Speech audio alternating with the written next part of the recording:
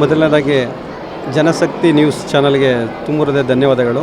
ಯಾಕೆ ಅಂದರೆ 20 ವರ್ಷಗಳ ಕಾಲ ಈ ಒಂದು ದಾಸಂಪುರ ವಿಭಾಗದಲ್ಲಿ ಯಾವುದೇ ಚಾನಲ್ಗಳಾದರೂ ಸುಧಾ ನಮ್ಗೆ ಗುರುತಿಸಲಿಲ್ಲ. ಸೊ ಮೊದಲನೇದಾಗಿ ನಿಮಗೆ ಅಭಾರಿಯಾಗಿ ಕೃತಜ್ಞತೆ ಹೇಳಕ್ಕೆ ಇಷ್ಟಪಡ್ತೀನಿ.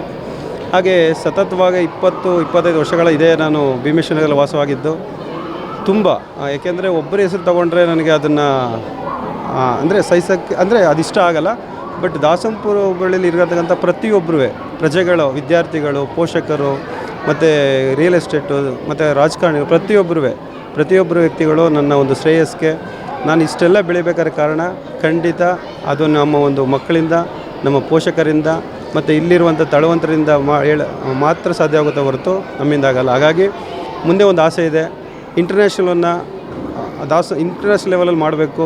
ಈಗ ಆಲ್ಮೋಸ್ಟ್ ಈಗ ನ್ಯಾಷನಲ್ ಲೆವೆಲಲ್ಲಿ ಹೈದರಾಬಾದು, ತಮಿಳ್ನಾಡು, ಮಂಡ್ಯ, ರಾಮನಗರ, ಚನ್ನಪಟ್ಟಣ ಜಿಲ್ಲೆ ವೇಜು ಮತ್ತು ತಮಿಳ್ನಾಡು ತುಂಬ ಕಡೆಯಿಂದ ಮಕ್ಕಳು ಭಾಗವಹಿಸಿದ್ದಾರೆ.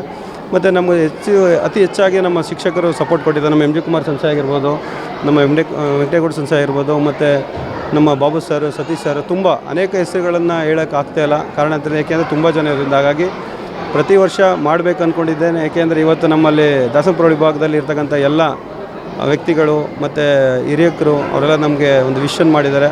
ಪ್ರತಿ ವರ್ಷ ಇದೇ ರೀತಿ ನ್ಯಾಷನಲ್ ಟೂರ್ನಮೆಂಟನ್ನು ಮಾಡಲಿಕ್ಕೆ ಆ ಒಂದು ದೇವ್ರ ಶಕ್ತಿ ಕೊಡಲಿ ಮತ್ತು ನಮಗೆ ಸಹಾಯ ಮಾಡಿರ್ತಕ್ಕಂಥ ಅವ್ರಿಗೂ ಸುಧಾ ಆ ದೇವ್ರ ಆರೋಗ್ಯ ಬಗ್ಗೆ ಕೊಟ್ಟು ಇನ್ನೂ ಎತ್ತರ ಲೆವೆಲ್ ಬೆಳೀಲಿ ಮತ್ತು ಯುವ ಶಕ್ತಿಗಳಿಗೆ ಪ್ರೇರಣೆ ಆಗಿರಲಿ ಅಂತ ಹೇಳ್ತಾ ನಾನೊಂದೆರಡು ಮಾತನ್ನು ಮುಗಿಸ್ತಾ ಇದ್ದೇನೆ. ನೀವು ಈ ಕಾಂಪಿಟೇಷನ್ನ ಪ್ರಾರಂಭ ಮಾಡಬೇಕಂತ ಇದ್ರ ಮೂಲ ಉದ್ದೇಶ ನಿಮಗೆ ಏನು ಒಂದು ತಲೆಯಲ್ಲಿ ಬಂತು, ಏನು ಇನ್ಸಿಡೆಂಟಿಂದ ಇನ್ಸ್ಪೈರ್ ಆಗಿ ಇದೊಂದು ಕಾಂಪಿಟೇಷನ್ನ ನಾನು ಮಾಡಬೇಕು ಅಂತ? ಹೌದು, ಇದು ನೋಡಿ ತುಂಬ ಅತ್ಯುತ್ತಮವಾದಂಥ ಮಾತನ್ನು ಕೇಳಿದ್ರಿ. ಯಾಕೆ ನನಗೆ ಈ ಒಂದು ಕರಾಟೆಯನ್ನು ಕಲಿಬೇಕು ಅನ್ನೋ ಇಂಟ್ರೆಸ್ಟ್ ಆಯಿತು ಅಂದರೆ, ಈಗಿನ ಬರೋ ಯುವ ಶಕ್ತಿಗಳೇನಾಗಿದ್ದಾರೆ ಈ ಡ್ರಗ್ ಅಡಿಕ್ಟ್ ಅನ್ನೋ ಒಂದು ಮಾಫಿಯಾಗೆ ಬರಿ ಆಗ್ತಿದ್ದಾರೆ. ಮತ್ತು ಮಕ್ಕಳುಗಳು ತಿಂತಕ್ಕಂಥ ಫುಡ್ ಏನಾಗಿದೆ ವಿಷಕಾರಿ, ಅಂದರೆ ಪ್ರತಿಯೊಂದು ಫುಡ್ಡಲ್ಲಿ ತಿನ್ನಬೇಕಾದ್ರೆ ವಿಷಕಾರಿ ಅಂಶ ಇರೋದ್ರಿಂದ ಮಕ್ಕಳು ಸ್ಟಾಮಿನಾ ಇರೋಲ್ಲ. ಸೊ ಈ ಒಂದು ಕರಾಟೆ ಕಲಿತಾಗ ಏನಾಗುತ್ತೆ, ಏಕಾಗ್ರತೆ ಜಾಸ್ತಿ ಆಗುತ್ತೆ, ವಿಲ್ ಪವರ್ ಸ್ಟ್ರಾಂಗ್ ಆಗ್ತೀವಿ ಮತ್ತು ಕಾನ್ಫಿಡೆನ್ಸ್ ಇರುತ್ತೆ.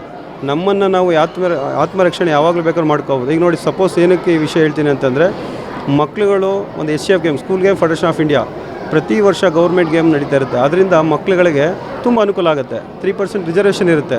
ಕರಾಟೆ ಮಾಡೋದ್ರಿಂದ ಯಾರೊಬ್ಬರು ಡಾಕ್ಟ್ರು ಮಾಡಬೇಕಂತ ಇರುತ್ತೆ, ಬಡ ಕುಟುಂಬದಲ್ಲಿ ಮಾಡೋಕ್ಕಾಗಲ್ಲ. ಸೊ ಸುಮಾರು ಕೋಟಿ ವೆಚ್ಚಗಳಾಗುತ್ತೆ. ಆ ಟೈಮಲ್ಲಿ ಒಂದು ರಿಸರ್ವೇಷನ್ ಇರೋದ್ರಿಂದ ಮಕ್ಕಳು ನ್ಯಾಷನಲ್ ಮೆಡಲ್ ಮಾಡಿದ್ರೆ ಖಂಡಿತ ಅವ್ರಿಗೆ ಒಂದು ಗೌರ್ಮೆಂಟ್ ಸೀಟ್ ಸಿಗುತ್ತೆ. ಹಾಗಾಗಿ ಡಾಕ್ಟ್ರುಗಳನ್ನು ಅವರು ಮಾಡ್ಕೊಂಡು ಹೋಗ್ಬೋದು. ಮತ್ತು ನಮ್ಮ ಸಂಸ್ಥೆಯಿಂದ ತುಂಬ ಜನ ಪೊಲೀಸ್ ಡಿಪಾರ್ಟ್ಮೆಂಟಲ್ಲಿದ್ದಾರೆ, CA ಪಾಸ್ ಮಾಡಿದ್ದಾರೆ ಮತ್ತು ಡಾಕ್ಟರ್ ಫ್ಯೂಚರ್ಲಿದ್ದಾರೆ. ಯಾಕೆ ಈ ಮಾತು ಹೇಳ್ತಾರೆ, ನಮಗೊಂದು ಕರಾಟೆನೂ ಸೆಲ್ಫ್ ಡಿಫೆನ್ಸ್ ಜೊತೆಗೆ ಮಾನವೀಯತೆ ಮೌಲ್ಯಗಳು ಕಲಿಸ್ತೀವಿ, ಸಂಸ್ಕಾರ ಕಲಿಸ್ತೀವಿ, ನಮ್ಮ ದೇಶ, ನಮ್ಮ ನಾಡು ನುಡಿ ಇದ್ರ ಬಗ್ಗೆ ಅವ್ರಿಗೆ ಅರಿವು ಮೂಡಿಸ್ತೀವಿ. ಹಾಗಾಗಿ ಮಕ್ಕಳುಗಳು ಸ್ಟ್ರಾಂಗ್ ಆಗಿ ತಮ್ಮ ಆತ್ಮರಕ್ಷಣೆ ಮಾಡ್ಕೊಂಡು ಜೀವನ ಯಾವ ರೀತಿ ನಡ್ಸ್ಕೊಂಡು ಹೋಗ್ಬೇಕು ಅನ್ನೋದನ್ನು ಅವರು ಮಾಡ್ಕೊಂಡು ಹೋಗ್ತಿದ್ದಾರೆ. ಹಾಗಾಗಿ ಆ ನಿಟ್ಟಿನಲ್ಲಿ ನಾನು ಇದೊಂದು ಸಂಸ್ಥೆಯನ್ನು ಮಾಡ್ತಾಯಿದ್ದೀನಿ. ನಿಮ್ಮೆಲ್ಲರ ಒಂದು ಸಹಕಾರದಿಂದ ಸಂಸ್ಥೆ ಬೆಳೀತಾ ಇದೆ ಹೊರತು ನನ್ನಿಂದ ಏನಿಲ್ಲ. ಹಾಗಾಗಿ ಇಷ್ಟೊತ್ತು ನಮಗೆ ಸಮಯ ಕೊಟ್ಟಂತಿಗೆ ತಮ್ಮೆಲ್ಲರಿಗೂ ನನ್ನ 2 ಮಾತುಗಳನ್ನು ಮುಗಿಸ್ತಾ ಜೈ ಹಿಂದ್, ಜೈ ಕರ್ನಾಟಕ ಮಾತೆ, ಧನ್ಯವಾದಗಳು.